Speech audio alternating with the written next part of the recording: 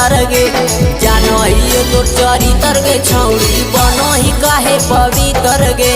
जानइयो तोर चरित्र गे छौड़ी बनही काहे पवित्र गे राखो ही मोबाइलवा छौड़ी चोलिया के भीतर गे राखो ही मोबाइलवा छौड़ी चोलिया के भीतर गे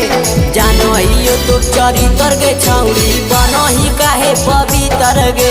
जानइयो तोर चरित्र गे छौड़ी बनही काहे पवित्र गे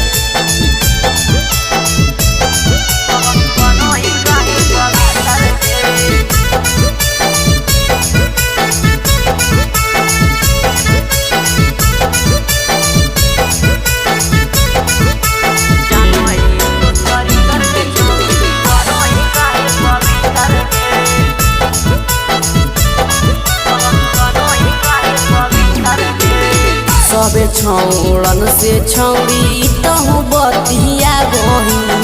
सचे बात करे में छौड़ी काहे तो डरा बही सबे छौड़न से छौड़ी तहु बतिया बही सचे बात करे में छौड़ी काहे तो डरा बही वीडियो कॉल पर देखा वही छौड़ी आपन तहु तीतर गे वीडियो कॉल पर देखा वही छौड़ी आपन तहु तीतर गे जानइयो तोर चरित्र गे छौड़ी बनही काहे पवित्र गे जानइयो तोर चरित्र गे छौड़ी बनही काहे पवित्र गे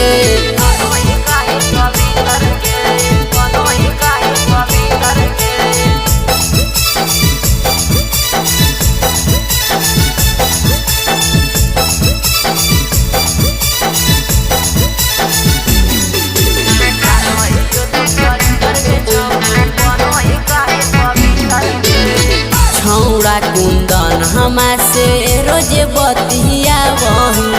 सचे कहियो गे छौड़ी काहे तो गरिया बही छौड़ा कुंदन हमा से रोजे बतिया बही सचे कहियो गे छौड़ी काहे तो गरिया बही राइटर ललन प्रेमी से चलह तोहर चक्कर गे